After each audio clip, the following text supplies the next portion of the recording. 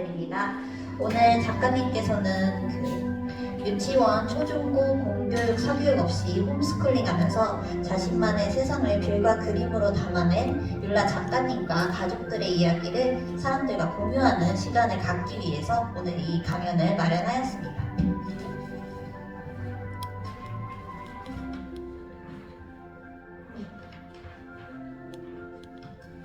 작가님에 대해서 간략하게 소개해드리고 강연 바로 시작하도록 할게요. 작가님께서는 올해 2010년생 13살 맞으시죠? 네, 13살이시고요. 말씀드린 대로 초중고 공교육 사교육 없이 홈스쿨링 하면서 검정고시에 고등학교까지 합격을 하셨고 틈틈이 키워온 글과 그림으로 올해 초진 작가 율라의 세상나기라는 그림책을 발간하셨습니다. 네, 이에 대해서 이제 오늘 작가님께서 설명을 해주시고 본인의 이야기 들려주실 예정입니다. 그러면 큰 박수로 작가님 모셔보도록 하겠습니다.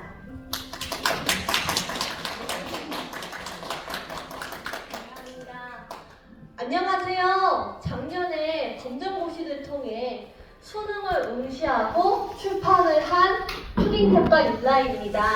선물 같은 세상을 처음 받아본 모두들을 위한 글과 그림을 쓰고 그리는 힐링 작가입니다. 안녕하세요.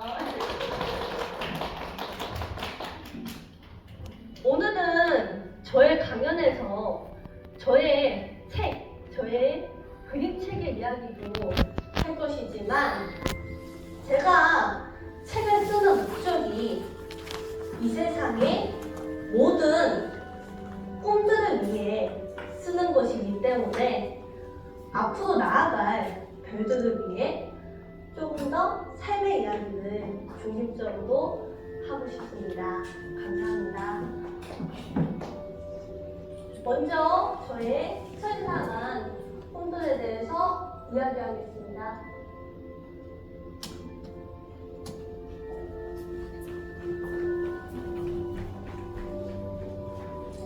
저의 첫 번째 꿈은 제가 태어나기도 전 이제 생명이 잉태가 되고 20주 정도쯤부터 인연이 있었어요.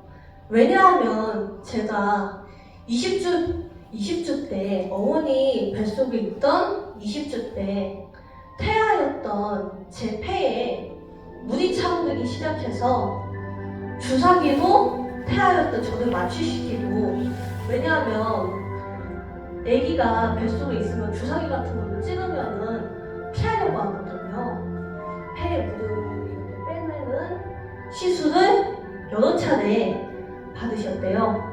그때 그 시술을 해주셨던 교수님이 저의 꿈이 되었어요. 그 교수님은 아픈 저를 살리기 위해 많은 노력을 기울여 주셨어요. 지금 이 자리에서 많은 일이 있었기 때문에 자세히 말씀드릴 수는 없지만 이것만은 말할 수 있어요. 그분은 히포크라테스 선서를 가슴속에 깊이 새기신 분이라는 걸요. 26주에 제가 800g 정도가 되어서야 폐 배수관을 삽입하는데 성공하고 어머니께서 35주까지 버티시다가 새벽에 진통이 오셔서 자연분만으로 저를 낳으셨어요. 하지만 태어난 지 3일 만에 자가호흡률이 현저히 떨어져 병원 측으로부터 그날 밤을 넘기기 힘들 것 같다 라는 이야기를 부모님께서 전해 들으셨어요. 그래서 병원 측에서 저와 비슷한 다른 아이들을 돕기 위해 저의 시신의 의학적 기증에 대한 서명 이야기까지 나올 정도였어요. 그날 어머니와 아버지는 병원에서 저와의 마지막 작별 인사와 함께 퇴원을 준비하라는 말을 듣고 병원에서 나와 주차장으로 향할 때 지금도 부모님께서 생생하게 기억하시는 게 있는데요.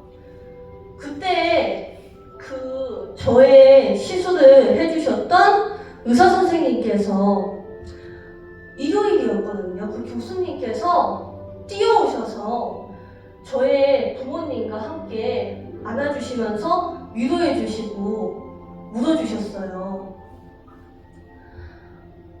지금 제가 이 자리에 서 있기에 아무래도 다들 짐작을 하셨을 것 같지만 그 이후에도 의사 선생님의 많은 노력이 있었고 그 덕분에 저는 병원에서 건강히 나와서 이 자리에 설 수 있게 되었어요.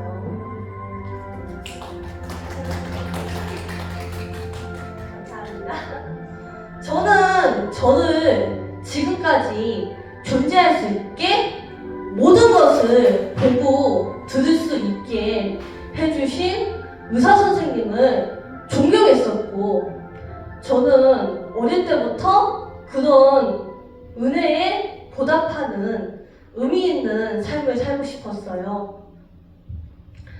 꼭 의사가 되어서요.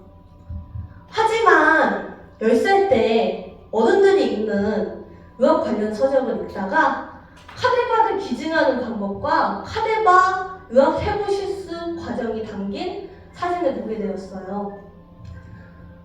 사실 충격이기는 했지만 그렇다고 트라우마 꿈을 포기할 만큼의 트라우마까지는 아니었던 것 같아요. 왜냐하면 그 10살 전보다 더 어릴 때인 9살 때쯤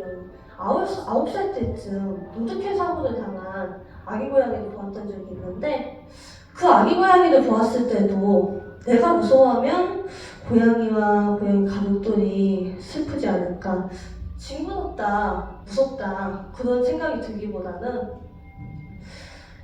지금 이 죽은 고양이에게는 누군가에게는 가족인데 안타깝다라는 생각이 더 들었었던 것을 보면 카데바 의학해부 사진을 보았을 때도 트라우마였다기보다는 처음에는 살짝 충격이었지만 저의 꿈인 산부인과 의사에 대해서 깊게 생각해볼 계기가 되었던 것 같아요. 이 일이 정말로 생명을 다루는 일이라는 것이 실감이 났었고 제가 이 소중한 생명을 지키지 못한다면 어떨지에 대해서도 생각을 해보게 되었어요. 제가 히포카라테스 선서를 들고 당당하게 맹세할 수 있을지 의문이 들었어요.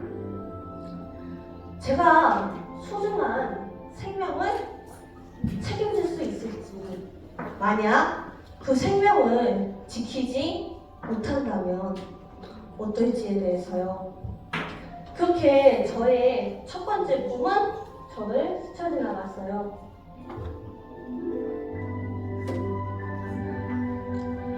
그렇게 저의 첫 번째 꿈이 저를 지나가고 시간이 얼마 되지 않아서 정신과 의사라는 꿈이 저를 찾아오게 되었어요. 정신과 의사라는 직업을 가지려면 가장 필요한 조건은 상대방의 감정에 휩쓸리지 않아야 해요. 물론 상대방을 있는 그대로 바라보고 상대방의 감정을 공감하는 일도 매우 중요하죠. 그 외에도 상대방의 감정에 지치지 않는 일도 중요하고요. 저는 상대방을 공감하는 법에 대해서는 자신감이 있었지만 상대방의 감정에 휩쓸리지 않는 법에 대해서는 자신감이 없었어요. 왜냐하면 예전에 저와 알고 지내던 지인분이 있으셨어요. 그 지인분이 조금 많이 힘든 지인분이셨어요. 그때 그 지인분을 알고 지내면서 슬픔의 무게에 대해서 깊은 생각을 할 수 있게 된 계기가 되었던 것 같아요. 저는 감정에 가까이 다가가려고 했어요. 그 사람의 감정에 다가가면 다가갈수록 그 사람의 감정이 저에게 묻어났죠. 처음에는 그 사람의 감정이 저에게 묻어나 제가 무거워져도 괜찮았어요. 잠깐 그 감정에 무거워져서 제가 잠깐 무너졌을 때도 괜찮았어요. 그런데 그 지인분은 전혀 괜찮지 않으셨어요. 그때 깨달았어요. 저의 그릇이 아직 작다는 것을. 그래서 다른 사람의 마음을 담으려다가 저의 그릇이 깨진다면 그 그릇을 가지고 있는 저보다 그 그릇에 마음을 넣은 상대방이 더 아프다는 것을. 그래서 저는 저의 마음에 다른 사람의 마음을 받기가 두려웠어요. 그렇게 저의 두 번째 꿈도 저를 스쳐 지나갔죠. 저의 세 번째 꿈인 치과 의사는 부끄럽지만 이유가 많이 단순했어요. 생명이라는 것을 치유하는 일을 하고 싶었지만 제가 실패할까봐 두려웠기에, 그러나 생명을 치유하는 일을 하고 싶었기에 선택한 직업 같아요.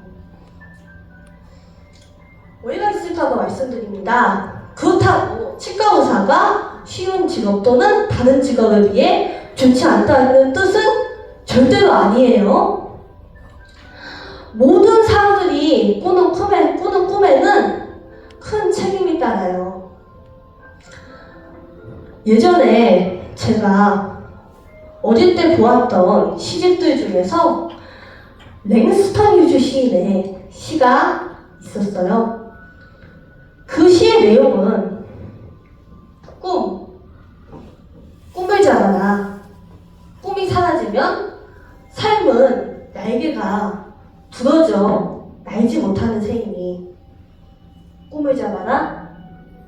꿈이 사라지면 삶은 눈으로 얼어붙은 황량한 들판이니. 저는 한때 치과 의사의 꿈을 꾸었을 때 랭스턴 휴즈 시인의 시를 잘못 해석한 것 같아요. 이 꿈이라도 잡으려고 노력했지만 그 꿈은 저의 가슴 속에 있지 않았어요. 사실 지금 보았을 때는 그때 제가 잡으려고 했었던 것은 꿈이 아니라 그저 버리지 못한 의사라는 목표였던 것 같아요. 다시 한번 히포크라테스 선서를 보게 되었어요. 그러나 그 선서에는 저의 이름이 없었어요. 꿈은 나를 움직이고 나를 행복하게 하고 나를 차가운 세상에서 잠깐 숨 쉴 수 있는 그런 세상이 되어야 해요. 그리고 그런 꿈이 다른 사람의 꿈을 무너뜨리거나 해를 끼친다면 이게 요즘 좀 예민한 이슈가 되었는데 그것은 옳지 않은 선택이라고 생각해요. 그러나 그때는 저도 잘 몰랐어요. 어떤 일이 저의 가슴을 뛰게 하는지.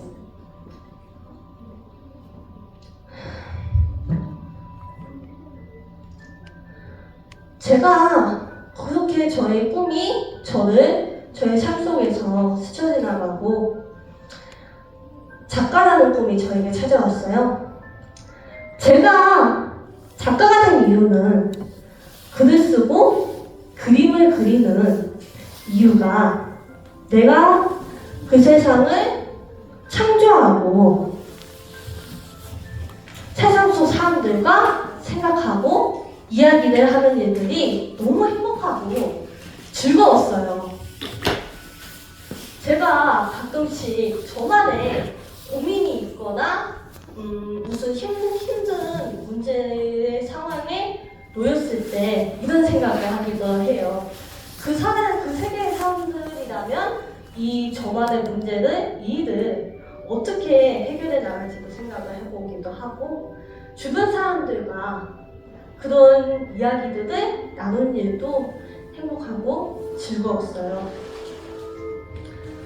무엇보다 많은 사람들에게 저의 흔적이 영향이 되어 나비 효과처럼 멀리 퍼진다는 점이 좋았어요. 사실 어릴 때부터 창작자의 일을 하는 것을 좋아했었던 이유도 있었어요.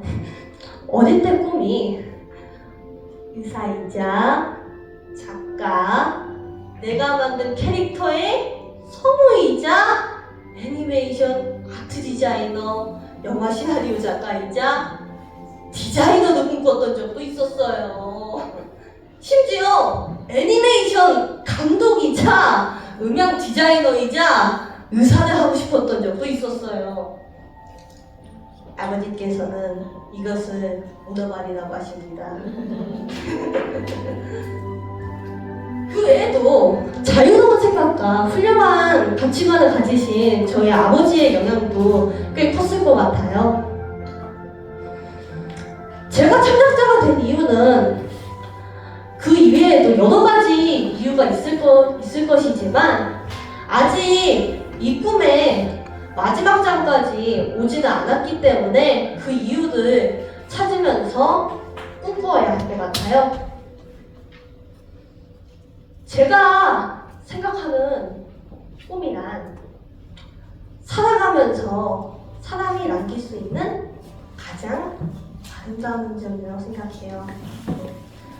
그 어떤 것도 나를 움직이게 할 수는 없지만 나를 이끌어가는 밤하늘의 별들처럼 처음에는 내가 부르는 별이지만 나중에는 별이 부르는, 지금 이 강연에 오신 모든 아이들, 어른의 마음속 아이와 아이들에게 영원히는 아니겠지만 저의 작은 흔적이 도움이 되었으면 합니다. 저는 완벽한 별이 아니기 때문에 저의 말이 무조건 옳은 것은 아니지만 여러분과 별의 노래를 함께하고 싶습니다. 감사합니다. 작품을 해석하기 전 저의 작품을 해석할 시간이 왔군요. 사실 저는 저의 작품에 대해서 제가 해석을 하거나 뭐 이러이러한 뜻이 있었고 이런 이스터 에그를 여기다가 삽입을 했어요 라는 식으로 이렇게 해석을 하거나, 아니면 예를 들면 이 작가님은 어릴 때부터 홈스쿨링을 하셨고 그 때문에 이런 의미로 창작물을 만들었을 겁니다 라는 느낌으로 저의 정보를 가지고 해석하는 일을 그다지 좋아하지 않아요. 그러나 제가 오늘 이 자리에 서게 된 이유는, 왜냐하면 제가 어릴 때 읽은 동화 중에서 이런 동화가 있었어요. 한 편의 동화 때문인데요. 제목은 기억나지 않지만 내용은 이런 내용이었어요. 옛날에 어느 세계적으로 유명한 화가와 그 화가의 반려동물 원숭이가 살았습니다. 어느 날 내놓았습니다. 그 그림에 대해서는 아무런 말도 하지 않고요. 그 화가의 그림은 어떻게 보면 단순한 도형과 여러 가지 색을 섞은 복잡하고 이상한 그림이었습니다. 그러나 그 화가의 작품을 평론하는 평론가들은 그 작품을 대작이라고 극찬했습니다. 이 그림은 화가의 삶의 고뇌를 담은 색채와 복잡한 인생을 담은 강렬한 선이 어쩌고저쩌고 라라라 어떻게 되었을까요? 그러나 며칠 후 화가는 말했습니다. 사실 이거 제가 그린 거 아니에요. 제 반려동물인 원숭이가 그렸어요. 이것으로 이야기가 끝나는 것을 저는 기억합니다. 아, 불안하게 왜 그랬을까요? 그래도 자신의 작품을 사랑해 주시는 사람들인데 워낙 어릴 때 읽은 책이라서 내용이 조금 기억이 정확하지는 않는데요. 그 책을 그냥 보기에는 유명한 화가나 작가의 그림을 평론하는 예술평론가들을 비판하는 책으로 보실 수도 있겠습니다. 하지만 저는 이 책을 조금 다르게 해석해 보았습니다. 이런 이야기 같다는 생각이 들었어요. 이건 오직 어린 작가인 저의 시선일 뿐입니다. 그 작가님은 그 화가 원숭이 동화를 그린 작가님은 저의 해석을 원치 않을 수도 있어요. 우리는 타인의 행동에 대해서 알고 싶은 마음이 있습니다. 그러나 알 수 없을 때가 많죠. 그리고 되도록 짧은 시간 안으로 상대를 파악해야죠. 짧은 시간 안에 상대를 파악할 수 있는 유일한 길은 상대를 해석할 수 있는 유일한 길은 직업, 학력, 나이, 경력 등등이에요. 그러나 이런 것들이 우리를 다 담을 수 있는 게 아니잖아요. 제가 생각하기에 이 화가와 원숭이 동화가 알려주고 싶은 이야기는 이런 이야기 같다는 생각이 들었어요. 가능성이란 아직은 없는 존재예요. 아직은 없는 존재를 표현할 길은 어디에도 없어요. 우리에게 존재한다는 것은 내가 누군가를 알고 있다는 거예요. 그런데 우리가 사람의 가능성을 판단할 때는 지금 존재하지 않는 것, 아직은 존재하지 않는 것에 집중하는 것이 아닌 지금 있는 것에만 집중해요. 그래서 우리는 사람을 원숭이와 화가가 나오는 동화처럼 화가의 이름이 있는 사람들이 어쩌면 우리가 생각하는 것보다 아닐 수도 있어요. 어쩌면 원숭이 이름을 가진 사람들이 우리가 생각하는 것보다 더 많은 가능성을 가진 사람들일 수도 있어요. 사실 오늘 제가 이 자리에서 저희 작품을 해석하고 알려드리는 이유는 이 때문이에요. 누군가가 나의 작품의 가치를 모른다면 내가 알려야 해요. 그 작품은 누군가의 능력이 될 수도 있어요. 여러분도 여러분의 능력을 세상에 많은 사람들이 볼 수 있게 멀리 날면서 알려주세요, 사람들에게.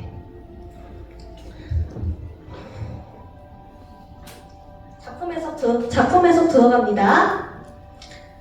저의 작품을 보시면 아실 수 있겠지만 초딩 작가 유다의 세상나기 149쪽 149쪽을 보시면 시몬이는 은율이에게 왜 현실에 유토피아는 존재하지 않는지에 대해 물어봅니다. 그러자 은율이는 몸부림며 말하기를 꺼려하죠. 이것은 지금 세대가 질문하는 유토피아와 과거의 유토피아를 의미합니다. 우리는 과거의 유토피아에게서는 우리의 유토피아에 대한 질문에 대한 답변을 얻기 힘듭니다.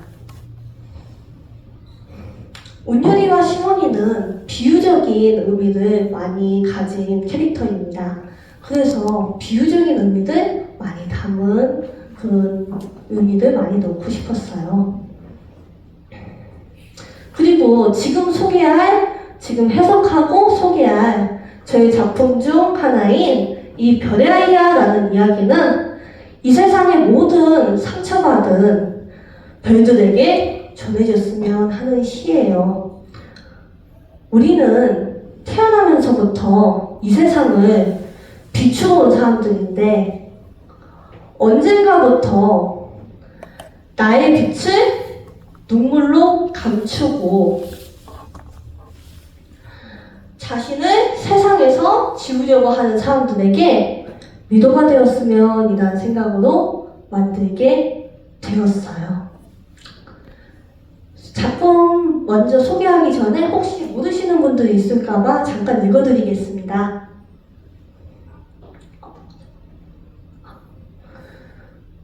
눈물이 흐른다. 상한 가슴 속에서는 검은 눈물이 흐른다.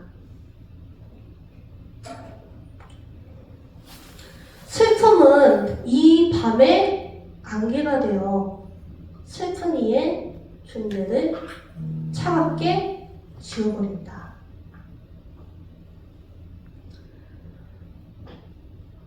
별의 아이야, 좁은 밤하늘에서 벗어나 아랫세상을 비추러 간 아이야. 길을 잃지 말아라. 노을의 아이들아, 노을이 품어 태양처럼 따뜻한 아이들아. 안개 속에 별을 품을 줄 아는 아이들아. 노을의 아이들아, 별의 아이들 사랑해줄래? 다시 빛을 낼 수 있게. 동화에는 마법의 지팡이가 필요 없습니다. 당신이 누군가의 곁에 있었다는 것만으로도 그 누군가에게는 마법이고 이 세상에서 가장 아름다운 동화입니다. 동화는 험한 세상에서 꾸는 달콤한 꿈이자 따뜻한 당신의 손길로 만들어지는 이야기입니다. 노을의 아이들아, 별의 아이들아, 너희의 동화를 나에게 들려주겠니? 너희의 동화를 나에게 보여주겠니?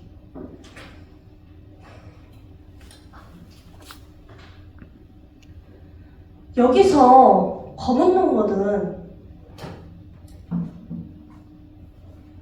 다른 사람은 알 수 없는, 이해할 수 없는 감정을, 별의 아이는 상처받은 사람을, 노을의 아이는 이미 자신의 빛을 알고 세상을 비추고 아픈 사람을 품어줄 마음이 있는 사람들을 의미합니다.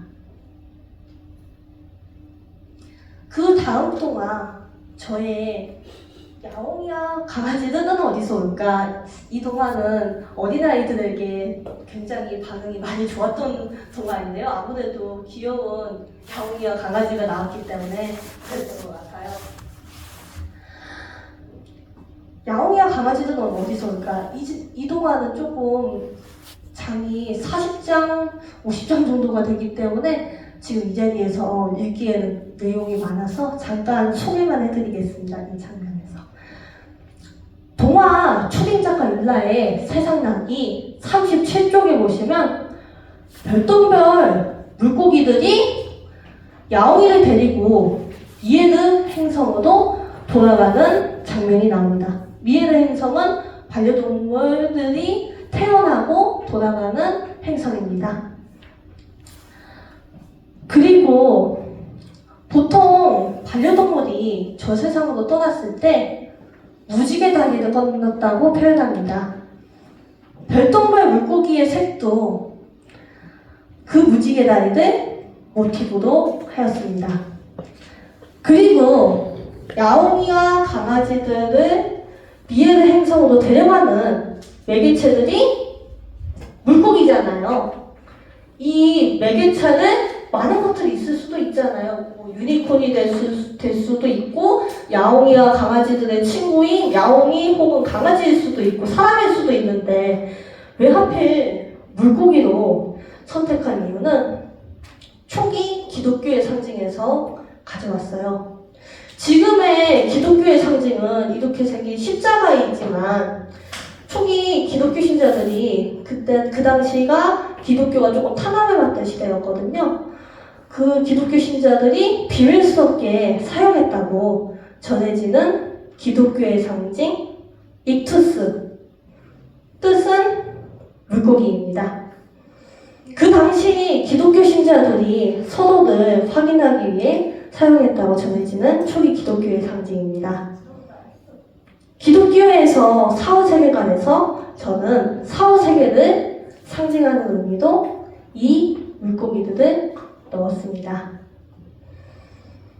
혹시나 오해가 있을지 몰라서 말씀드립니다. 저는 아직 어려서 종교를 믿지는 않지만 모든 종교의 훌륭한 말씀들을 존중하고 사랑합니다.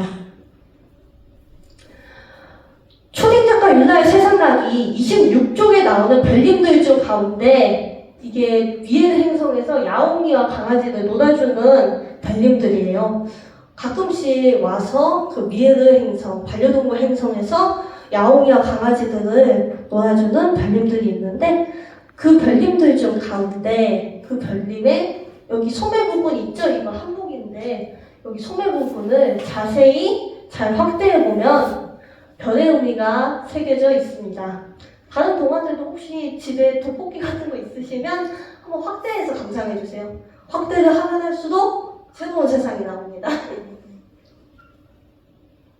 여기 왼쪽 소매에 보면 한 소녀가 그려져 있습니다. 저희 작품 미스 차일드 하임신이죠. 왼쪽 소녀들은 모두 표정이 아예 없거나 웃고 있습니다. 그런데 상황은 그다지 좋지 않은 상황들이에요. 누군가에게 버려진 상황, 웃고 있으나 얼굴과 몸에 유혈이 있는 상황 등등이 있지요. 어둠의 그림자에게 공격을 당하는 상황들도 있어요. 이 장면은 공황을 표현했어요. 힘든 일이 있어도 우리는 끝까지 웃을 때가 많습니다. 그런 현실을 이 동화의 별님의 소매에 넣었습니다. 그러나 여기 별님의 오른쪽 소매를 보시면 여기 오른쪽 소매에 있는 사람들은 울고 있거나 아니면은 얼굴이 찡그리거나 마찬가지로 표정이 없습니다. 그러나 상황은 좋은 상황이에요.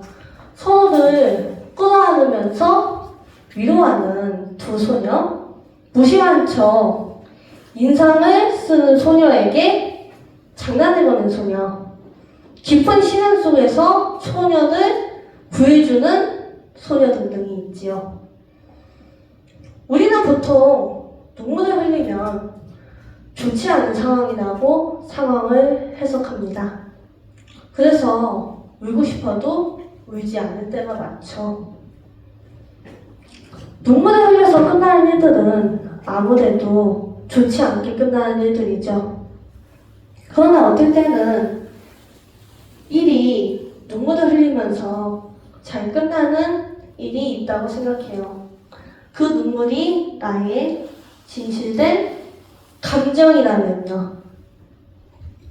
그리고 그런 것들을 깨닫고 성장하는 사람이 별이 될 수 있다는 것을 상징해요.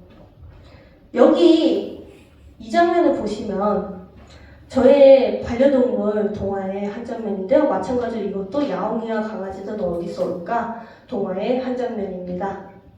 여기서 보면 많은 촛불들이 있죠? 이 촛불들을 인스타와 책에서 궁금해하시는 분들이 많은데요. 이 장면을 보면 대부분 인스타, 책 독자님들이 야옹이가 죽고 집사와 함께 만나는 사후세계에서 만나는 내용으로 해석을 하실 때가 많습니다. 사실 저는 어릴 때부터 저의 창작 원칙에는 절대로 악인이 아닌 이상 인물을 죽이지 않는다라는 원칙이 있어요. 악인도 되도록이면 소멸이나 아니면 조금 추락사의 경우는 어린아이들이 보통 그냥 사고로 받아들이는 경우가 많거든요. 책을 읽어주었을 때 어린아이들이 충격을 받지 않게 그림으로 나타내지 않는 방법도 쓰고 있고요.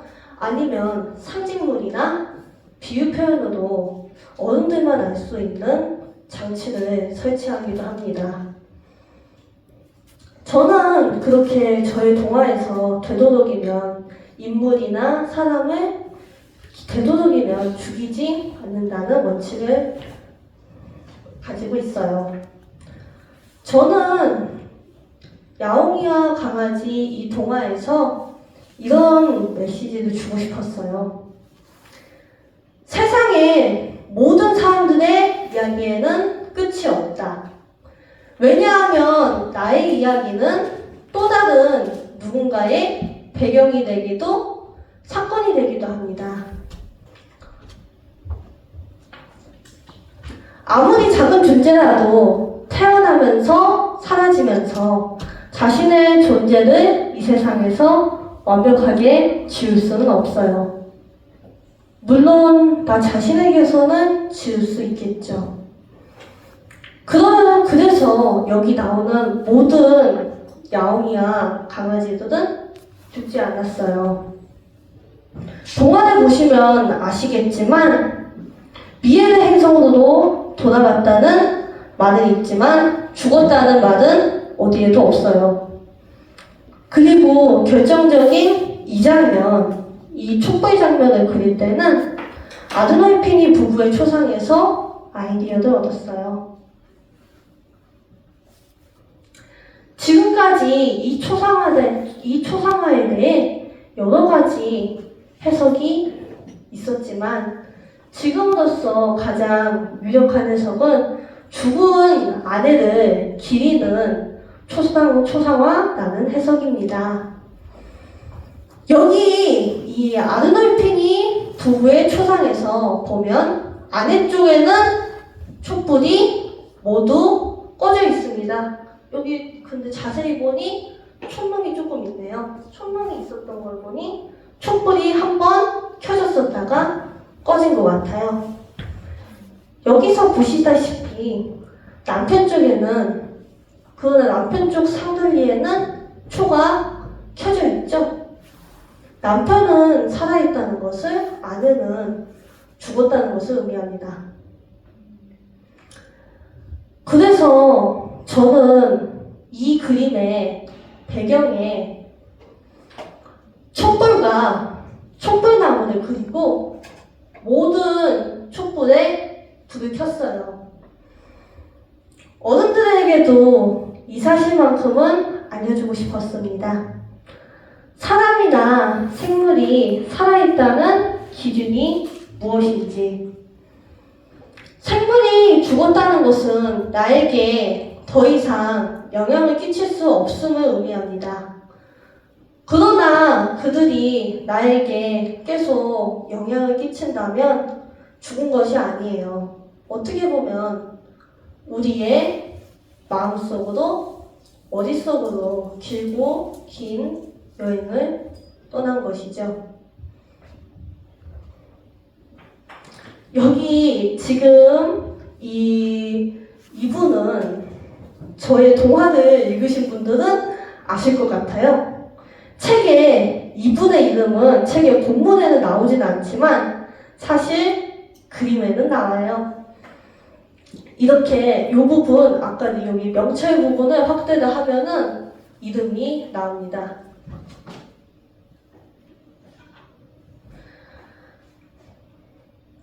사진 속 표정이 조금 그렇죠?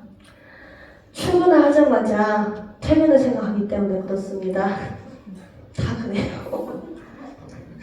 안 그러는 사람이 없어요.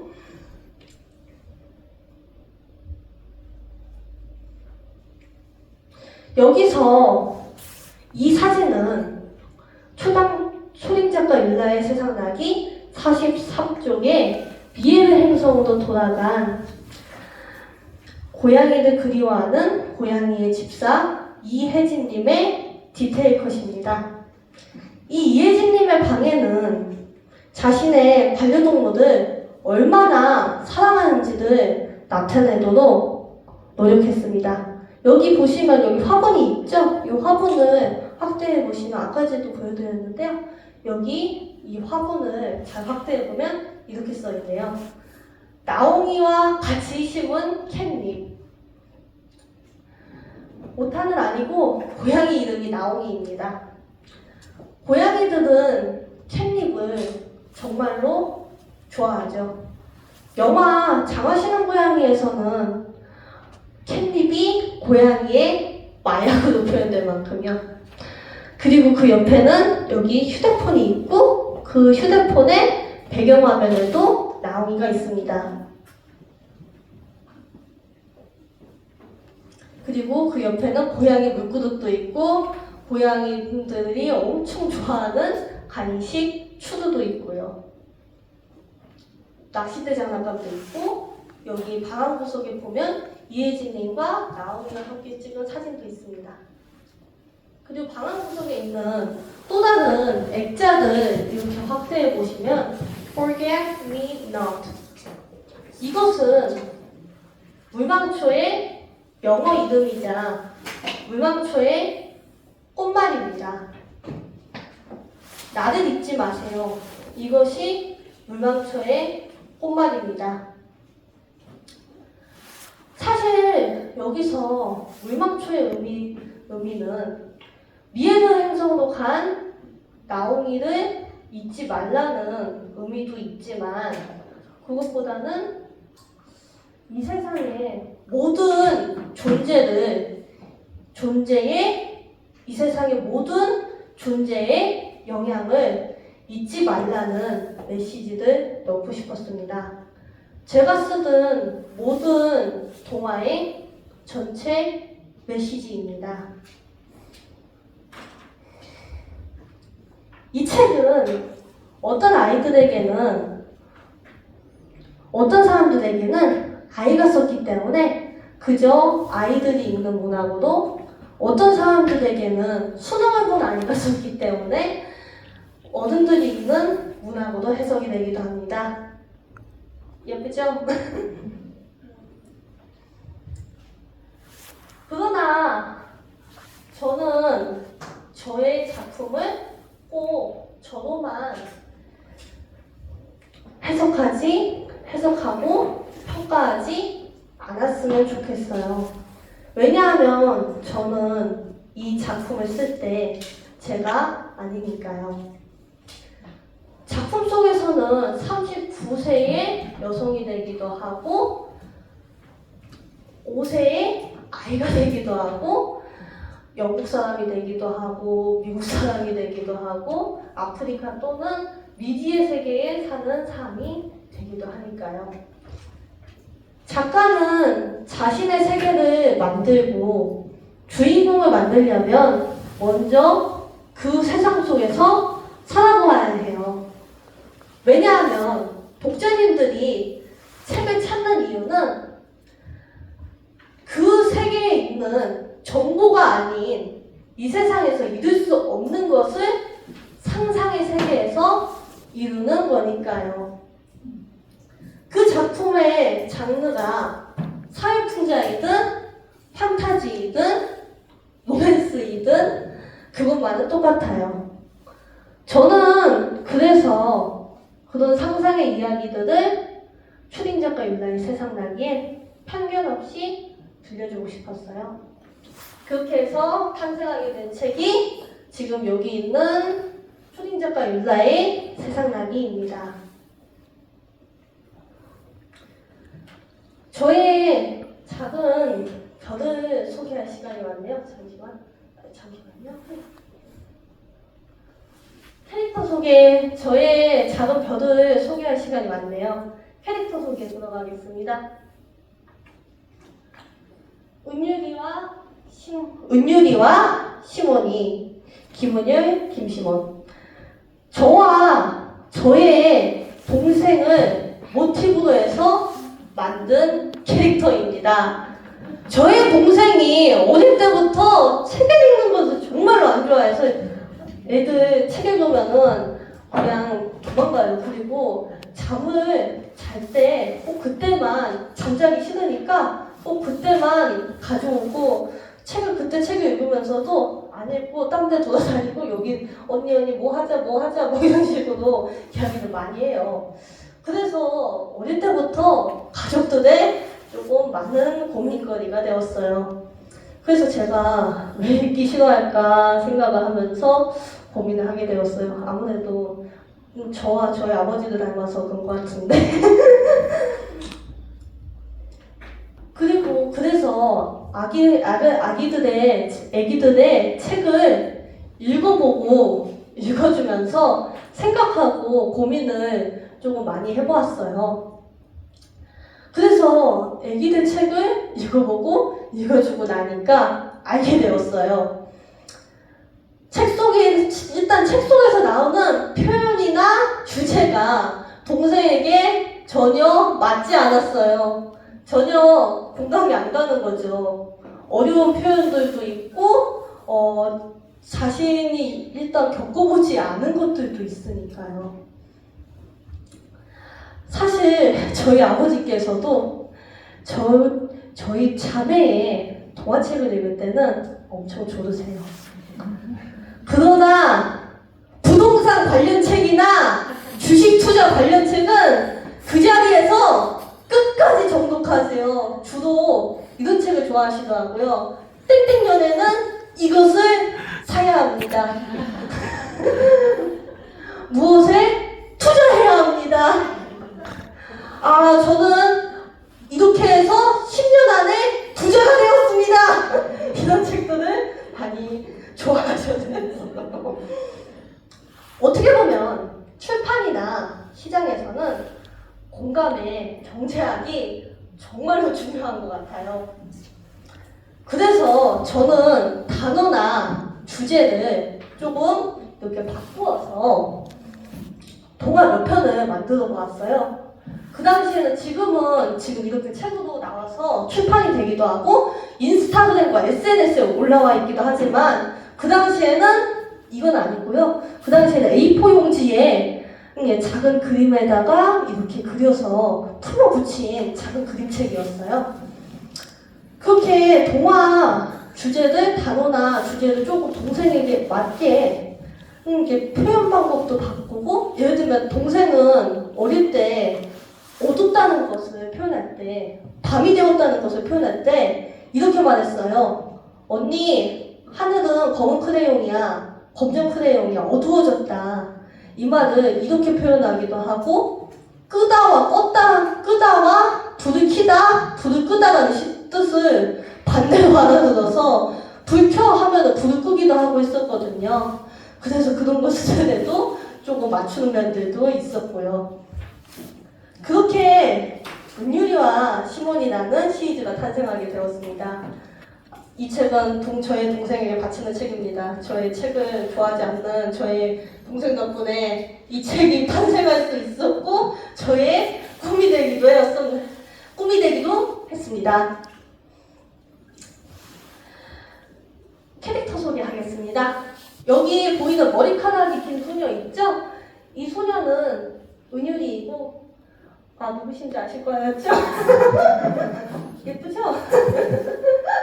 은유리이고 시몬이의 언니입니다. 은유리는 둘은 자매이고 이 현실 속에 있는 저와 비슷하게 자매이고 시몬이는 마찬가지로 은유리의 동생입니다.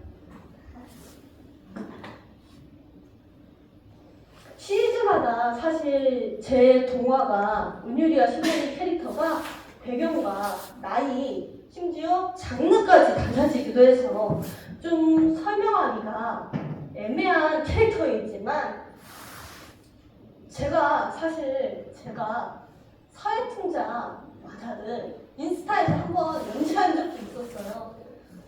그 당시 사회풍자 만화를 인스타에서 연재했을 때는 이렇게 월급 노비 28세 직장인 동생과 37세 언니로 나오기도 했어요. 어떨 때는 작품의 배경이 IMF 시대도 되기도 하고 리만 사태 때도 바뀌기도 하고 나이와 배경 장르가 좀 많이 바뀝니다. 제 인스타 옛날 게시물을 보시면은 나옵니다. 구독과 좋아요 꼭 잊지 마세요. 네, 감사합니다. 은유리와 시몬이는 사실 단순한 캐릭터로 보셔도 좋지만 비유적인 의미가 많은 캐릭터이기도 합니다. 어떨 때 은유리는 현재의 사회로, 시몬이는 새로운 유토피아에 대한 사상으로 해석을 했으면 이라는 생각으로 만들기도 했지만 해석은 자유입니다. 그냥 단순한 질문자와 답변자, 언니와 동생의 순수한 이야기도 해석하셔도 좋아요. 여러분의 관점에서 보는 동화가 제일 아름다울 것이라고 저는 믿습니다.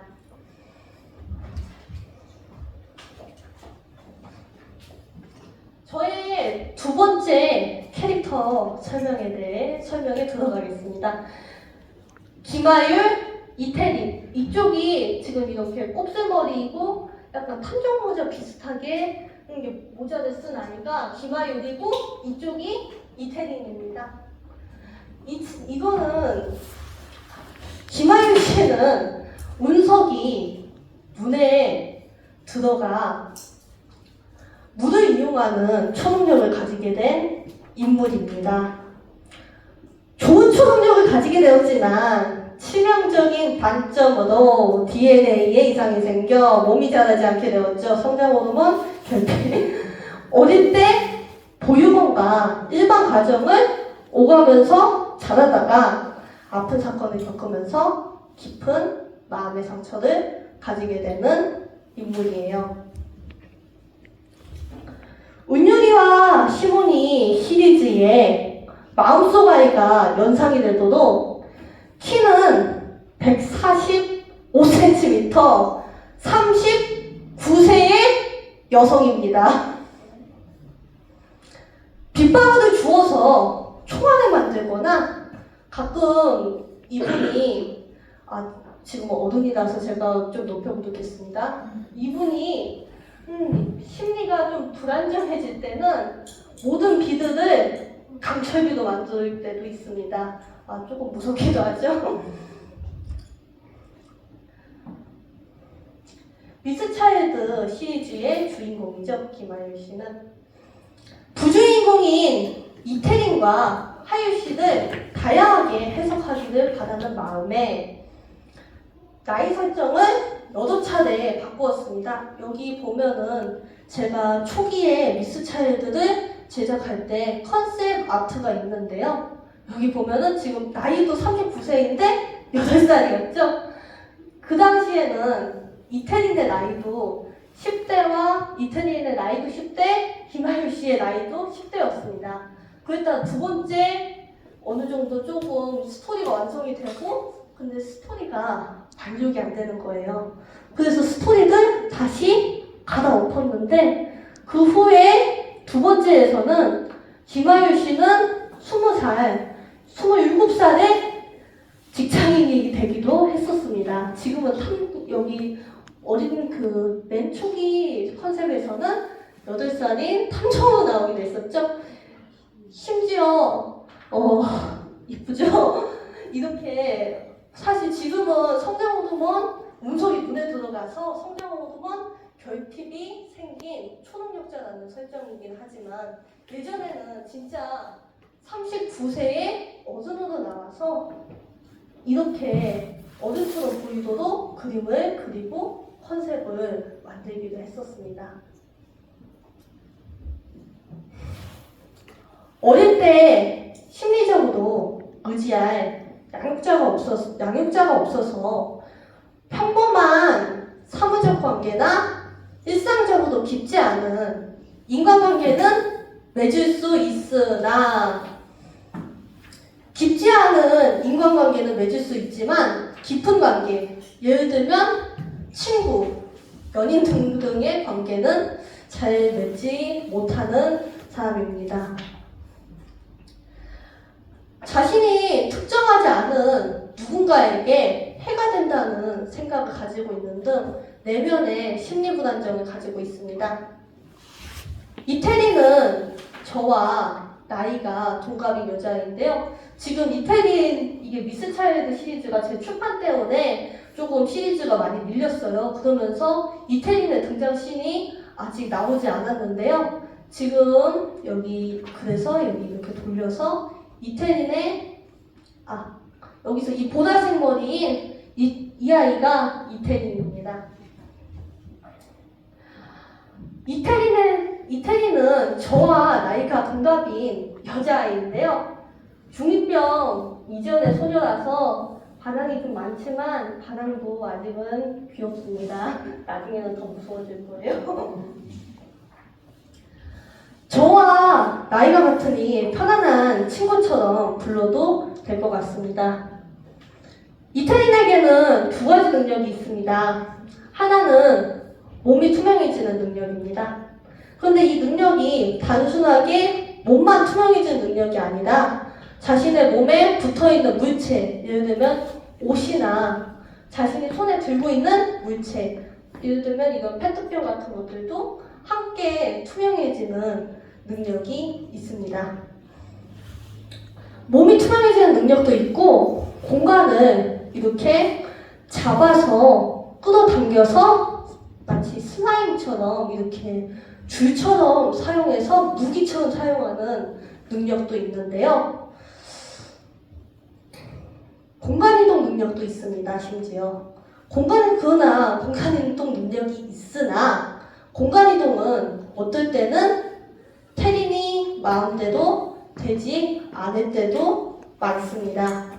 몸이 투명해지는 능력도 우울하면 갑자기 숨고 싶은 마음이 내면에 있기 때문에 머리나 신체 일부분이 사라져서 주변인들을 당황하게 만들기도 합니다.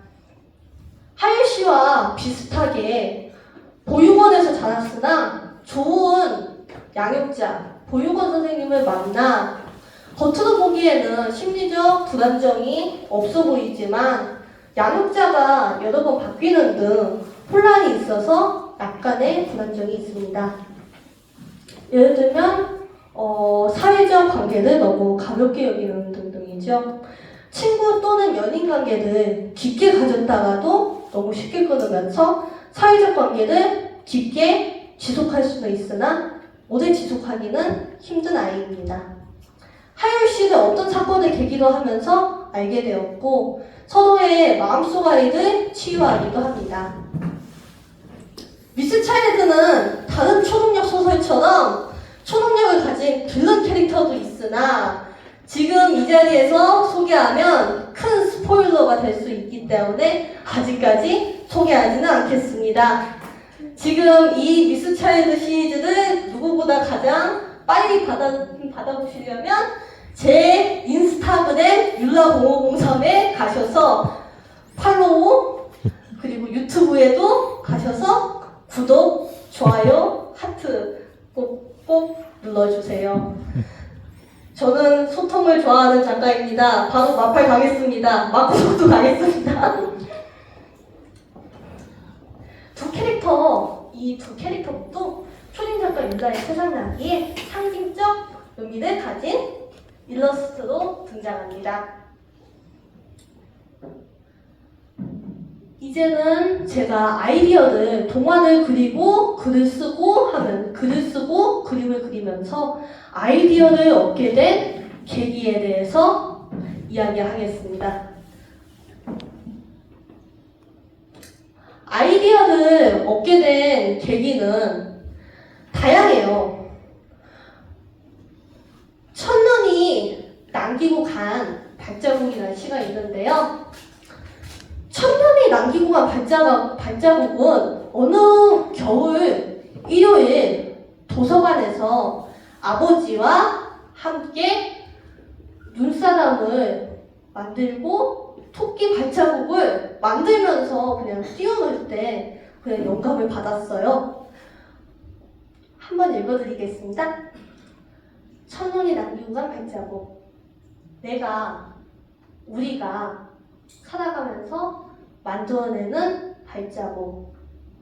하루가 특별해도 평범해도 이 길을 걷는 이의 무게는 달라지지 않기에 날이 좋든 나쁘든 평범하든 특별하든 발자국은 깊게 찍힌다. 자꾸만 뒤돌아본다. 그동안 걸어왔던 길을. 하지만 후회하지는 않는다. 이 길은 나의 선택입니다. 한숨은 저 구름이 퍼져가듯 한숨은 저 안개가 퍼져가듯 하늘로 올라가 희망이 되어 기대하지 않았던 첫눈처럼 내린다. 이 시 외에도 여기 이렇게 별 눈사람은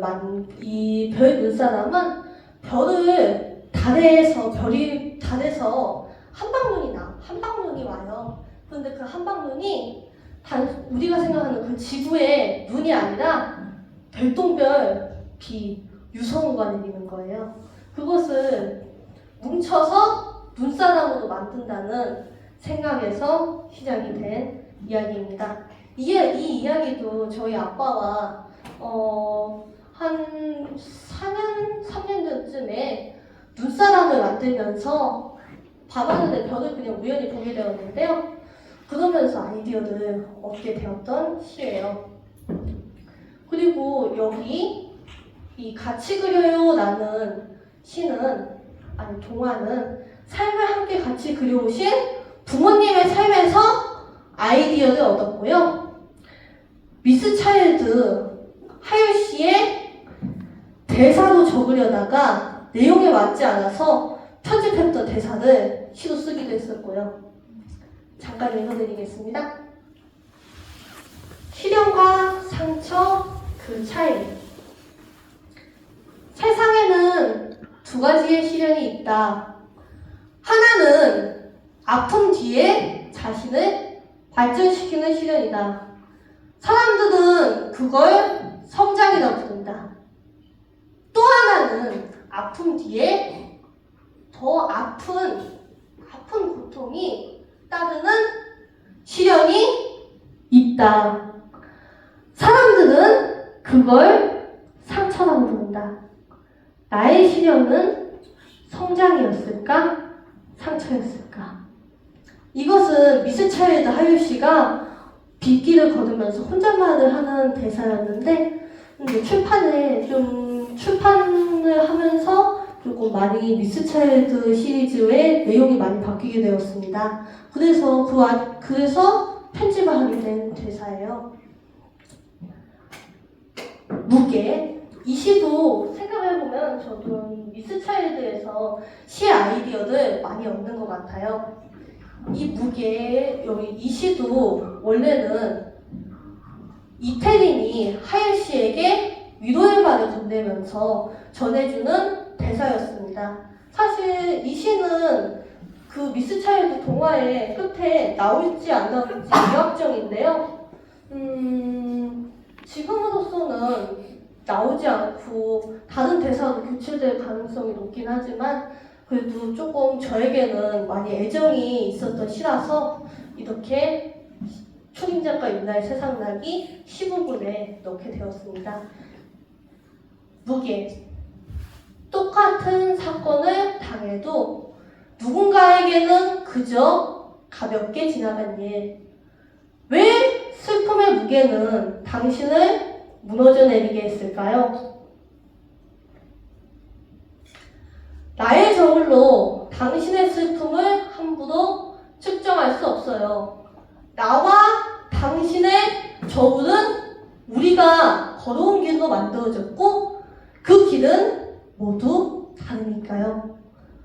당신의 슬픔이 어쩌면 나에게 솜방망이처럼 하야하야 가볍게 어쩌면 반대로 나에게 더 무겁게 다가올 수도 있어요. 나의 저울로 당신의 슬픔을 측정한다면 당신과 다르게 느끼고 다르게 생각하겠죠. 당신의 아픔을 온전히 느끼지 못해 미안해요. 늘 당신과 있었지만 당신의 마음으로 달려가 눈물을 닦아주지 못해 미안해요. 당신의 표현할 수 없는 아픔을 알고 싶어요. 나의 저울로 인해 슬픔의 무게가 덜어지거나 더해지지 않고 느끼고 싶어요. 사람들은 생각이 비슷하면서도 다르고 삶은 쉬우면서도 어렵고 슬픔의 무게는 저울에 따라서 가벼우면서도 무겁네요. 내가 당신의 아픔을 똑같이 느낄 수는 없어요. 하지만 당신의 아픔을 덜을 수는 있어요.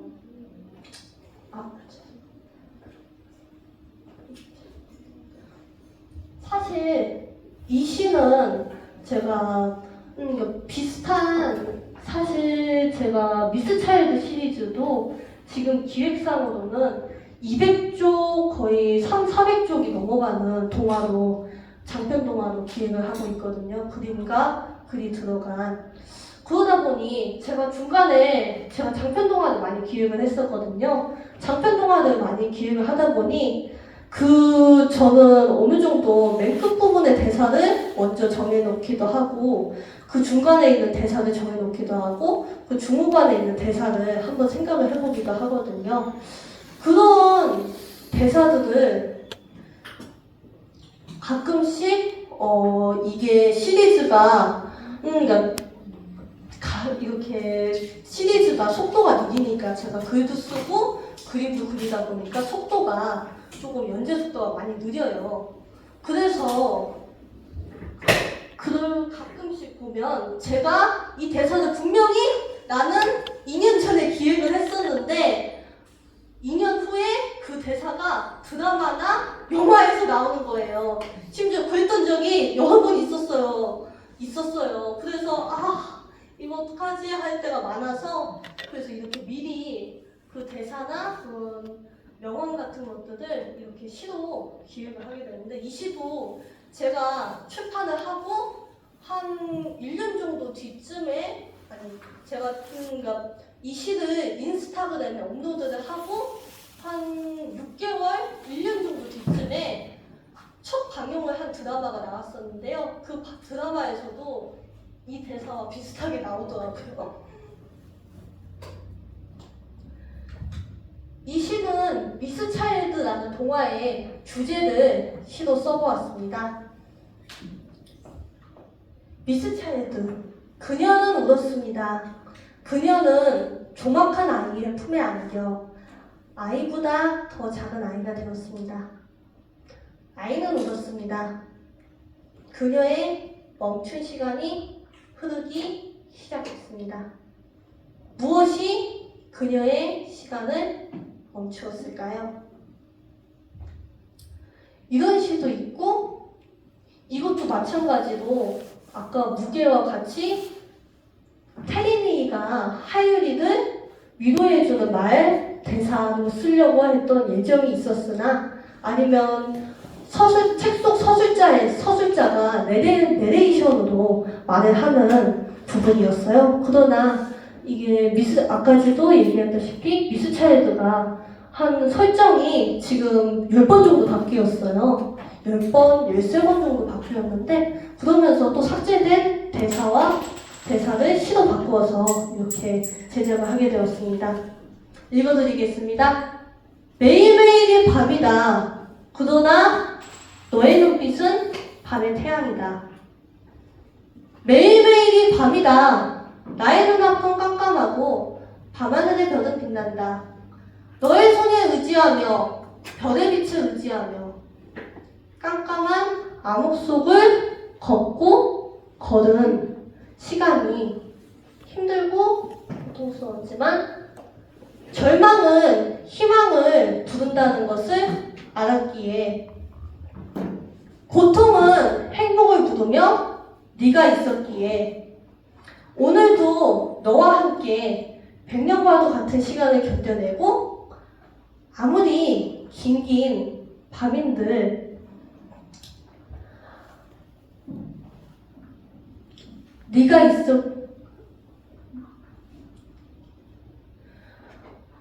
긴 밤인들 내일에는 해가 뜨는 것을 알았다.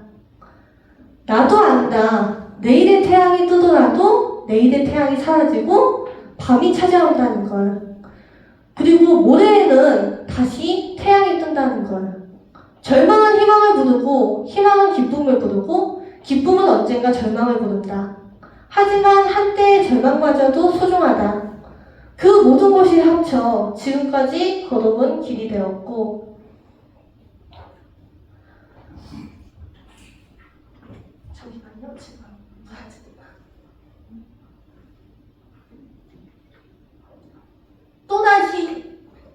또다시 밤이 찾아와도 오늘의 밤은 너와 함께 견디고, 내일의 밤도 너와 함께 견디고, 모레의 밤도 너와 함께 견디고, 오늘도 너의 손을 잡으며 견딘다. 이 시는 원래 미스 차일드 동화가 영화화가 된다면, OST를 만든다면 영화가 되어 OST가 나오고, 그런 OST를 제가 만든다면 어떨지에 대해서 생각을 해보면서 제작을 하게 된 시예요. 태어나고 싶었다. 삶이, 마음이 서로를 끌어당겨 만난 봄과 꽃의 인연처럼 오늘 바라보고 싶었다. 봄바람인 줄 알고 반가워했지만 쓸쓸한 가을바람으로 떠나간 당신은 붙잡은 줄 알았지만 조막한 손가락 사이로 딱 사라져버린 새살을 바라보고 싶었다. 나의 삶을 조금 멀리서, 삶을 제대로. 유토피아의 대사에서 나오는 유토피아 동화의 대사도 이렇게 시로 쓴 적도 있어요. 유토피아는 없다. 유토피아는 없다.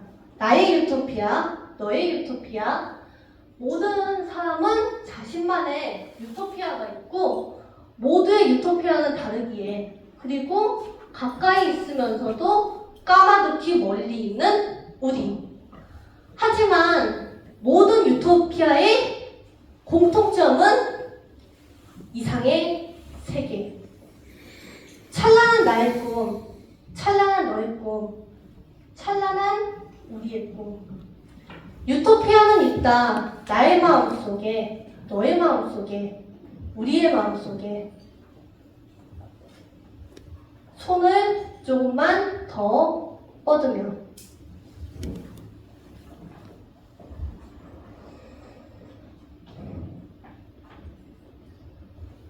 이 시 외에도 조금 독특한 시와 동화를 쓰고 싶어서 화자를 2명으로 설정한 시를 만든 적도 있어요.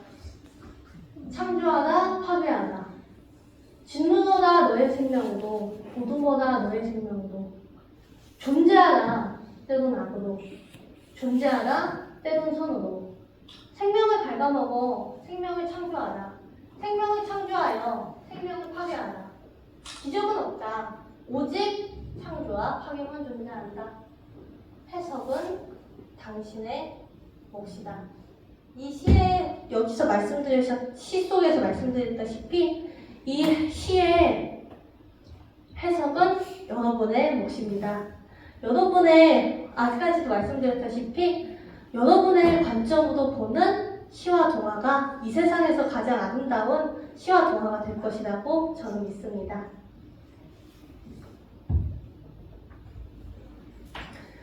사실 이 가시라는 이 시는 조금 어이없지만 저와 저의 동생이 공원에서 놀러 갔다가 나무그네를 타다가 그 나무그네에 가시에 찔리면서 이 시를 쓰게 되었어요.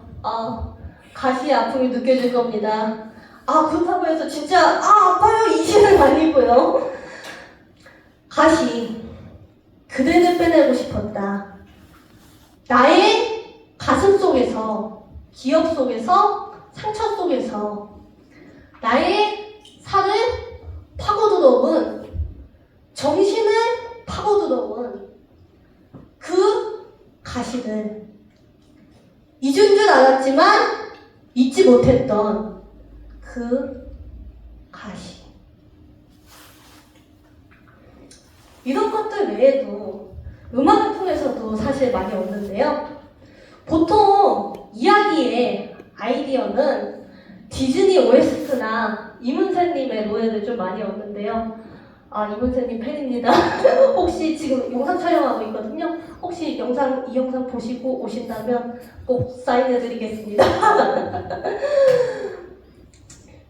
시는 영화 OST 또는 노래에서 영감을 많이 얻는 편인데 요즘 많이 듣고 있는 노래는 김동률의 출발, 총 맞은 것처럼, 바람이 분다, Waiting in the Wings. 이거는 잘 알려져 있진 않은데 라푼젤 TV 시리즈의 OST거든요.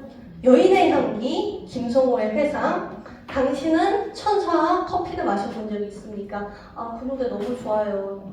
그 노래를 보고 많이 울고 감동을 받기도 하고 해서 필사도 하고 그림도 그려본 적이 있어요. 그리고 번들 오브 조이, 아까지 강연 시작 시간에 나왔던 노래인데요. 인사이드 아웃 OST입니다. 그리고 This Wish OST도 주로 들어요. 사실 영화 음악의 가사보다는 그 노래를 부르는 가수의 감정에서 아이디어를 많이 얻는 것 같아요. 예를 들면 김동률의 출발은 들으면 무언가 엄청난 힘든 모험을 겪은 두 주인공이 서로를 바라보면서 손을 잡고 그 손을 중심으로 장면이 전환되고 밤하늘의 별을 손으로 휘저으면서 바라보는 장면이 생각나요. 김동률의 출발에서는 사실 노래는 출발인데 이 노래의 끝에 이 노래는 출발인데 이 노래는 끝에 더 잘 어울리는 것 같아요. 사실 사람들이 출발은 잔잔하고 끝은 웅장하다라고 이야기하는데 사실 삶을 살아가다 보면 끝이 잔잔하고 처음이 웅장하다는 생각이 많이 들었거든요. 그리고 유리믹스의 Sweet Dreams라는 노래도 많이 듣는데 그 노래를 들으면 사실 노래 가사는 우리의 사회가 많이 생각나는 가사인데 아무래도 제목보다는 음을 들으시면 아실 것 같아요.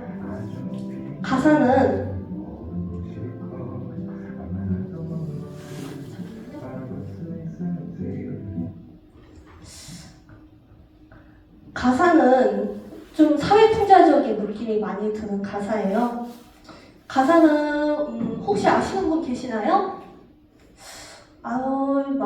이게 국내에서는 유명하지 않은 노래라서 그래서 모르시는 분들도 있을 것 같은데요. 가사는 좀 사회풍자적인 면이 많은 가사이지만 음은 신나서 그런지 저는 이 노래를 들으면 미스차일드 하율 씨가 가로등 새벽에 비 오는 서울에 새벽에 가로등 사이사이를 뛰어다니면서 그분이 표면장력을 이용할 수가 있어 물을 이용하는 초능력을 가졌잖아요. 그래서 표면장력을 이용해서 가로등을 사이사이를 뛰어다녀도 안 미끄러지고 뛰어다닐 수가 있거든요. 그리고 그 사람들을 구하기 위해 떨어지는 빗방울을 하나 잡아서 총알로 만드는 장면이 생각나요. 일단 이게 음을 들으셔야 조금 느낌이 나기 때문에 조금만 살짝만 알려드릴게요. Sweet dreams are made of this. Who am I to disagree? I traveled the world and the seven seas. Everybody looking for a something. Some of them wanted to use you. Some of them wanted to use by you. 좀 노래가 뭔가 신나는 음이죠? 가사는 이런 의미예요. 행복한 꿈들은 모두 이것으로 만들어진다. 모든 사람들은 삶에서 무언가를 찾고 있고 어떤 사람은 너를 이용하고 싶어하고 어떤 사람은 너에게 이용당하고 싶어한다. 이용당하다. 여기서 이용은 자기에게만 해가 되는 이용은 아니라고 생각해요. 자기 자신의 이익을 보면서 동시에 작은 손해를 보는 것. 아니면 누군가에게 이용당하는 것을 원하지는 않지만 이용당하는 사람들. 이런 쪽 내용인데 저는 아까 말씀드렸다시피 노래가 멜로디가 신나잖아요. 가수의 목소리도 조금 밝고 경쾌한 목소리거든요. 그래서 저는 미스차일드 하율 씨가 비 오는 날 가로등 사이사이를 뛰어다니다가 빗방울을 잡아서 총알을 만드는 장면이 생각나요.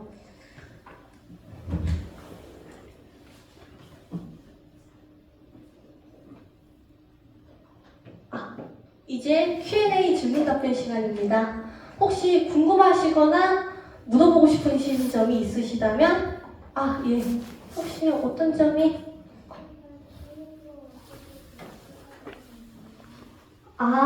주인공이요? 사실 저도 처음에는 주인공을 많이 다르게 그리기도 했어요. 사실 근데 완전히 똑같지는 않아요. 왜냐하면 제가 손을 이게 보면 어떤 쪽에서 손가락이 2개밖에 없는데 어떤 쪽에서 손가락이 5개 있기도 하고 6개 있기도 해요. 그게 그림을 저의 캐릭터가 진짜 저희 친구처럼 가족처럼 느껴지면은 그게 손에 익으면서 그렇게 그릴 수 있게 된 것 같아요. 혹시 아까 작가가 꿈이라고 하셨는데 너무 멋지세요. 혹시 그 외에도 질문하실 점이 있으신가요?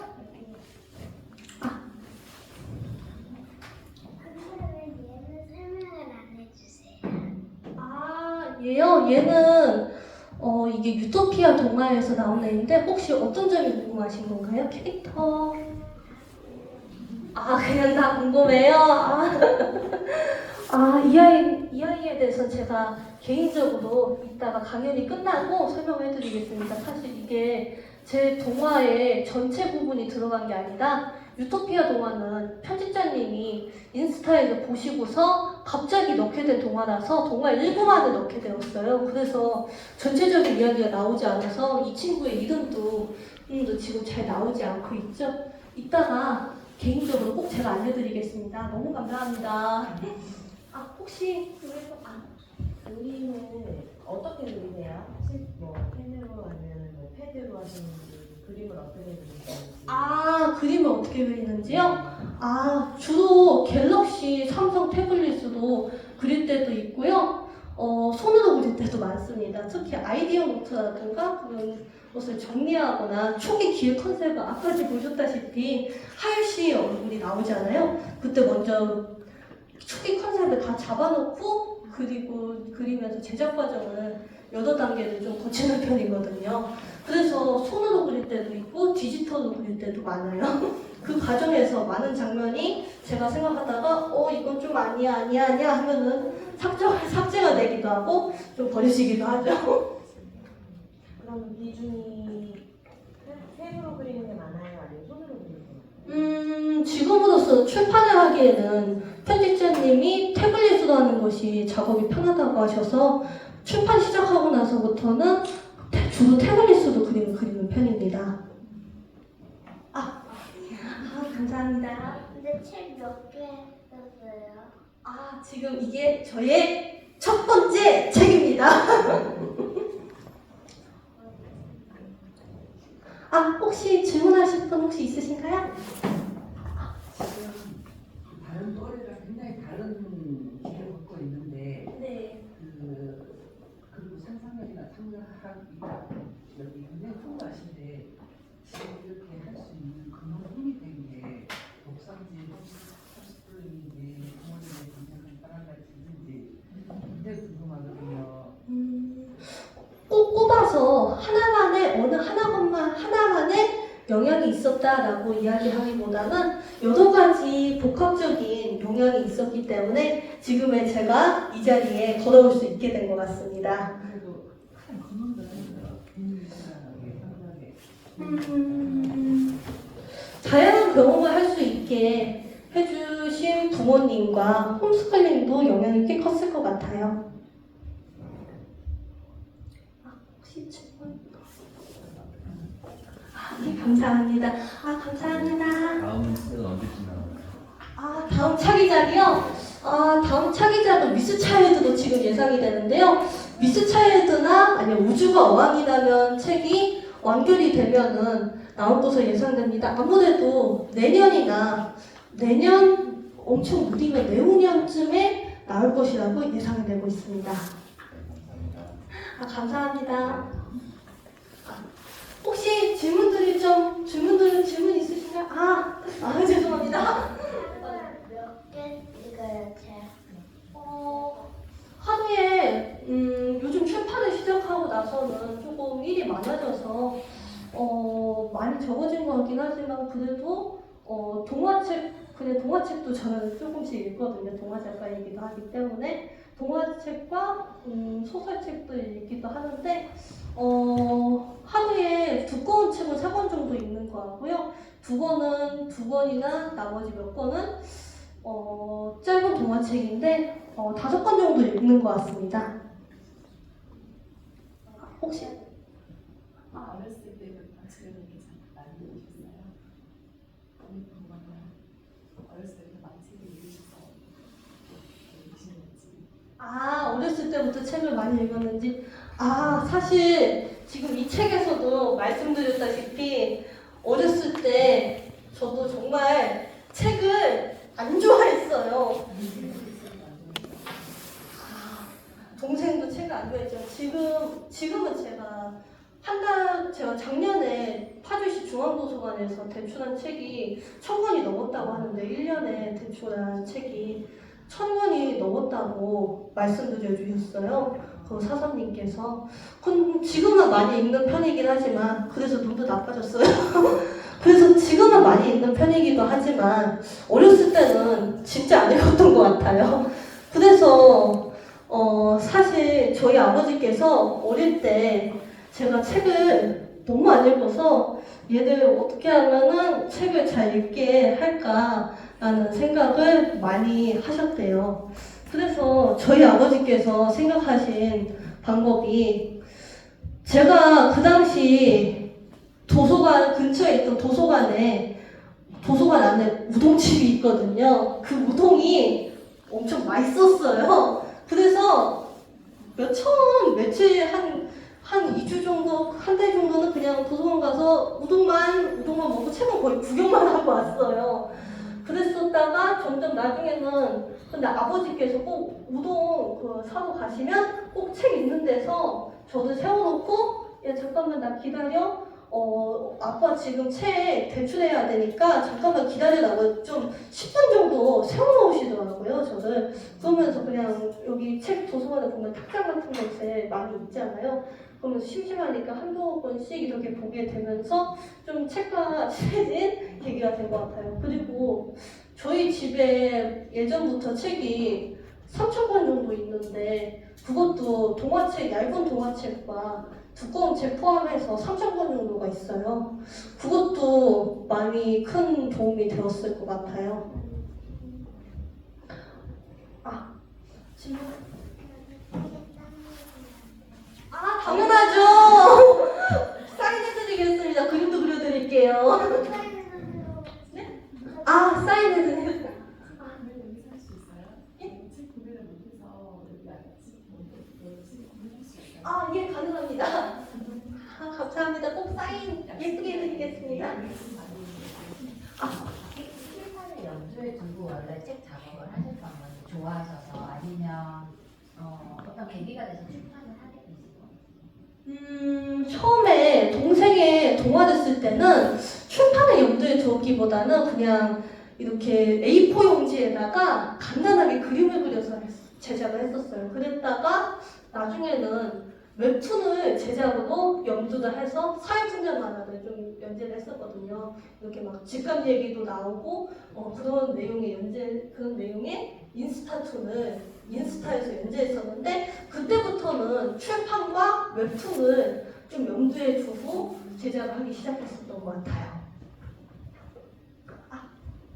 작가님의 하루 일과가 궁금하거든요. 왜냐면 할 일이 굉장히 많잖아요. 뭐 학생 공부도 해야 되고 이런 것도 해야 되고, 그런 어떤 하루 일과를 비중을 어떻게 두시는지도 궁금하고, 작가로서의 어떤 습관, 저런 것들을 계속해서 그러니까 일기를 쓰신다든지, 아니면 메모를 갖고 다니면서 메모를 하신다든지, 그런 어떻게 습관을 갖고 가는지 그런 것도 궁금해요. 하루 일과와 작가로서의 습관.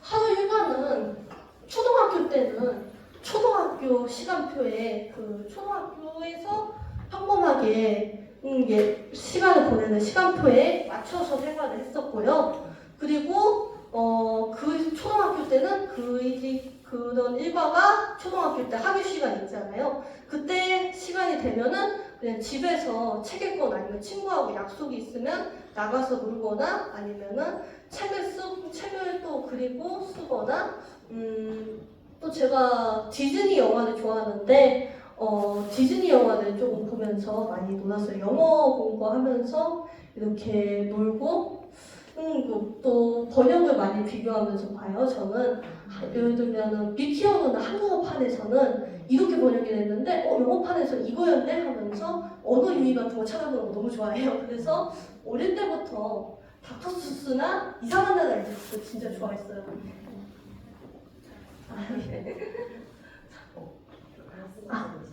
그리고 지금도 중학교 생활표에 좀 맞춰서 하고 있고요. 조금 달라진 점이라면, 저는 조금 대학을 준비하고 있기 때문에 똑같은 시간에 같은 과목을 하는 건 맞지만 대신 수능 특강을 듣고 있어요. 그리고 지금 그 외에는 중학교 학교 시간이 되면 저도 일단은 지금 인스타에서 제가 출판했기 때문에 DM이나 문의가 조금 많이 들어오기도 하고, 또 답변을 조금 달아주기도 하고 그럴 때가 많아요. 그리고 또 요즘 재밌게 보는 디즈니 영화 마블 같은 것들도 이제 보는데요. 사실 부모님께서 미드 같은 거 보셔도 재밌다고 하는데 미드를 한번 본 적이 있는데 그런데 좀 약간 제가 보기에는 약간 그런 느낌이 좀 수위가 많이 높더라고요. 그래서 디즈니 영화를 보기도 하고 책을 보기도 하고 그 다음에는 이걸 책을 쓰고 그림을 그리는 거죠. 독자와의 소통도 요즘은 조금 많아진 것 같아요. 인스타그램이나 또 유튜브 영상도 유튜브와 페이스북, 스레드, 틱톡도 하게 되면서 독자와의 소통도 조금 다양하게 된 것 같은데 그래도 시간을 잘 분배하면서 어떻게든 좀 많은 일을 할 수 있도록 하도록 계획하고 노력하고 있습니다. 작가로서의 약간 습관이라면은 이런 것을 작가로서의 습관이라고 얘기할 수 있을지는 모르겠지만 제가 상상을 많이 해요. 이렇게 돌아다니면서도 사실 지금 가능하면서도 조금 상상을 좀 많이 하고 있거든요. 근데 도서관이나 어디 가면은 사서 언니들이나 아니면은 사서 오빠들이 많이 오해를 하세요. 왜냐하면 제가 도서관 가면서 미스 차일드나 다른 동화를 기획하거나 상상할 때 그냥 이렇게 말 안 하고 이렇게 막 웃는다든가 아니 혼자서 막 웃어요. 그리고 이렇게 막 그냥 스스로 한번 연기도 해보고 그래요. 좀 조용한 데 가서. 근데 약간 이렇게 돌아다니면서 또 가끔씩 또 웃으면서 하니까 좀 이상하게 볼 수도 있겠죠. 그런 것도 있고 사실 일기는 어렸을 때부터 쓰는 것을 그다지 선호하지 않아서 어렸을 때 초등학교 5학년 때까지는 매일매일 썼었어요. 사실 일기를 쓰는 것보다는 저는 그냥 이렇게 책을 읽고 나서 독후감을 쓰거나 아니면은 차기작에 대해서 기획을 하거나 메모는 그래도 자주 하는 편입니다. 주로 요즘 많이 쓰는 거는 사실 제가 이야기를 처음부터 끝까지 이렇게 쓰지가 않아요. 그냥 어떨 때는 중간에서 시작해서 끝부분 작업한 다음에 그 다음에 처음 부분을 작업할 때도 많아요. 그냥 자유롭게 제가 먼저 쓰고 그리고 싶은 씬부터 그리거든요. 그래서 조금 이렇게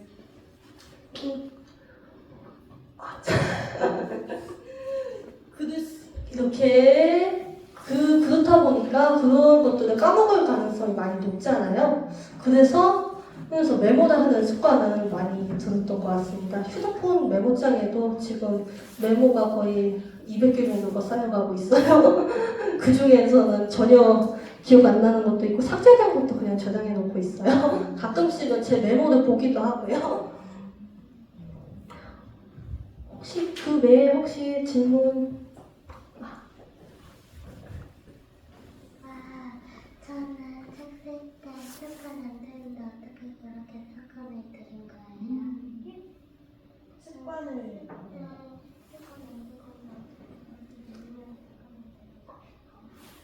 공부 습관이요? 아니면 책을 쓰는? 책을 쓰는? 책을 쓰는 습관은 사실 일단 무언가가 습관이 되려면 자기가 재밌어야 습관이 일단은 되고 계속 하고 싶게 되는 것 같아요, 일이. 제가 글을 쓰고 그림을 그리고 그런 일들이 행복했고 지금은 또 꿈도 가지고 있고 지금으로서 가장 가슴이 뛰는 일이다 보니 그런 책을 쓰고 그런 습관이 많이 들었던 것 같아요. 사실 지금 또 영화 시나리오 스토리보드 보면서 영화 아트북 보면서 결과부 아트북이나 애니메이션 아트북 보면서 나도 이 장면을 이렇게 그려야겠다 하면서 많이 놀아요. 책을 읽으면서도 이 대사는 이걸 조금 더 했으면 좋았을 텐데 아쉽겠다 하면서도 제 작품 생각으로 넘어가기도 하고요. 혹시 또 다른 질문? 질문. 근데 저거 파란색이 되는 거예요. 여기 파란색이 있어요. 하늘색 의자요? 네, 도서관 의자입니다. 혹시 혹시 뒤에, 다른 뒤에. 질문 여기. 죄송합니다. 아니야 여기 지금 아니에요. 작가서는 어떤 전공을 하고 싶으신지 하고 지금 전공으로 바꿔야 되고 있는데 그러니까 어떤 단어가 좀 더 하고 싶은 거 안 해보고 좀 더 하고 싶은 거 일단 저는 지금으로서는 영어 쪽에서 언어 유희와 영어 옛날 미국 문학이나 영국 문학, 서양 문학을 보는 것을 좋아하기 때문에, 그리고 앞으로도 작가가 된다면은 많이 도움이 되는 일이기 때문에 지금으로서는 영어 영문학과를 전공하고 싶어요. 대학에 들어간다면. 그리고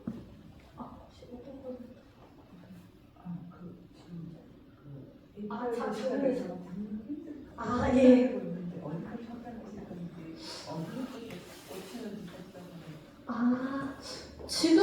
지금으로서는 나중에는 달라질 수도 있지만 지금으로서는 판타지 장르가 저에게 많이 가슴을 뛰게 하고 집중을 하게 만드는 것 같아요. 판타지나 힐링 쪽이나 예전에는 추리 장르도 한번 써본 적이 있어요. 이거는 SNS에 공개되지는 않았고요. 그냥 제가 장난으로 쓰다가 아니야 하고 그냥 지웠던 장르들도 있고, 안 해봤던 장르, 안 해봤지만 도전하고 싶은 장르는 지금까지 거의 모든 장르들을 다 해보았기 때문에 도전할 장르나 로맨스 장르에도 나중에는 한번 기회가 된다면 도전을 해보고 싶다는 생각은 들어요. 다양한 시와 그림을 그리고 글을 쓰는 작가로 평가받고 싶은 평가가 안 된다고 했는데 평가하고 싶은 마음이 있기 때문에요. 혹시 또 다른 질문 있으신가요? 아니 MBTI예요? MBTI요? 해보았긴 했는데 친구가 자꾸 해보았긴 했는데 기억이 나지 않는데 INTP하고 ENTP 나왔어요. 왔다 갔다 한다고 하는데 꿈 몇 개예요? 지금으로서는요? 사실 여러 가지 꿈이 있어요. 꿈이라는 것이 단순한 직업만으로 확장하는 것은 아니기 때문에 지금으로서 가진 꿈에 대해서 이야기한다면 먼저 일단 작가가 되는 꿈과 그리고 저의 책이 해외로 판권이 수출이 되거나 아니면은 애니메이션 또는 영화로 제작이 돼서 그것을 제가 제작 과정에 참여를 하고 감독을 맡아보기도 하고 성우나 혹은 잠깐의 실제로 미국에서 보면 윈피키드라는 작품 혹시 아시나요? 윈피키드라는 작품이 그게 미국에서 엄청 유명한 코미디 풍자 만화예요. 근데 그 작가님이 실제로 배우로도 잠깐 등장하신 적이 있거든요. 작품에서. 그런 식으로 최대한 많은 사람들에게 저의 부족하지만 작은 이 세상에 저의 흔적이 잠깐은 있었다는 그런 영향을 남기고 싶다는 생각이 많이 있기 때문에 다양한 쪽으로 많이 도전을 해보고 싶어요. 혹시 질문하실 점 있으신가요? 질문하실 점 있으신가요?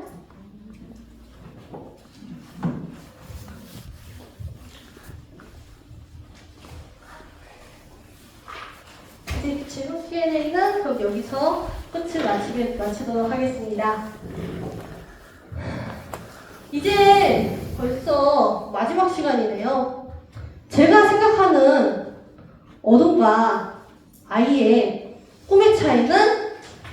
이것이라고 생각해요. 아이는 이 세상에 없는 것을 만들면서 꿈꾸려고 해요. 그러나 어른들은 지금 자신에게 주어진 시간을 이미 알고 있기 때문에 이 세상에 존재하지 않는 것을 많이 이용하려고 하죠. 예를 들면 어느 자동차를 만드는 것을 꿈으로 가진 아이는 자동차 회사를 만들려고 하지만 자동차를 만드는 것을 꿈으로 가진 어른은 좋은 조건을 가진 자동차 회사에 들어가 일을 하는 것을 꿈으로 가지는 것처럼요. 사실 나쁜 건 아니에요. 왜냐하면 이런 꿈들이 예전보다 조금 작아지거나 사라지는 일들이, 왜냐하면 스스로 큰 위험을 부담하기에는 마음이 힘들고 괴로운 일이 될 수도 있으니까요. 꿈이 작아져도 즐겁기만 하면 돼요. 오히려 원래부터 작은 꿈을 더 크게 키우면 마음이 힘들고 아플 수도 있어요. 예전에 가지고 있었던 꿈이 사라지거나 작아지거나 포기하는 이유가 그저 금전적이거나 없다면 그것은 저는 매우 안타깝다고 생각해요. 그런 수많은 가능성들이 작아지거나 사라지는 것에 대해서요. 그리고 누군가가 나에게 그 꿈을 포기한 이유를 묻는다면 그 이유에 대해 잘 대답을 할 수 없는 것에 대해서요. 어쩌면 그 꿈을 왜 포기했는지 묻는 누군가는 당신의 아이가 될 수도 있고 당신의 마음속 아이가 될 수도 있어요. 그 꿈을 만든 당신의 아이요. 사실 어떤 이유로든 당신의 마음속 아이에게 이해할 수 있도록 그 꿈을 놓은 것이 포기가 아닌 성장이 되도록, 그리고 당신의 아이 혹은 당신에게 큰 미래가 되도록 꿈을 포기하는 이유만큼은 알고 포기했으면 해요. 그리고 꿈을 포기하는 이유가 단순한 금전적인 문제면 가장 큰 문제점이 있어요. 사실 그렇게 꿈을 포기하고 다른 길을 걷어가려고 해도 그 길에 집중하기가 힘들어요. 왜냐하면 마음에 미련이라는 작은 별이 남거든요. 제가 사랑하는 월트 디즈니 애니메이션 회사의 창립자는 돈에 대해서 이렇게 말씀하셨어요. 돈은 나의 아이디어를 실현하기 위해 꼭 필요한 존재라서 어떨 때는 나를 괴롭히기도 하겠지만 나를 움직이는 것은 돈이 아닌 아이디어이다. 저는 이 말이 인상 깊게 느꼈어요. 그래서 저는 창작 활동을 하면서 이렇게 소원을 빌어요. 제가 어느 길을 걸어가 어디에 도착하든 꿈을, 열정을 가질 수 있게 해달라고요. 순수하게, 행복하게, 어떨 때는 도전하며 어떨 때는 평온을 즐기며 삶을 살아가시기를 바랍니다. 지금까지 제가 강연에서 말한 모든 내용들은 여러분이라는 별들에게 전부 다 맞지 않은 내용일 수도 있어요. 저는 여러분이 저보다 더 아름다운 별의 길을 멋지게 걸어가실 것이라고 믿습니다. 오늘 우리 모두 좋은 하루 되세요. 감사합니다.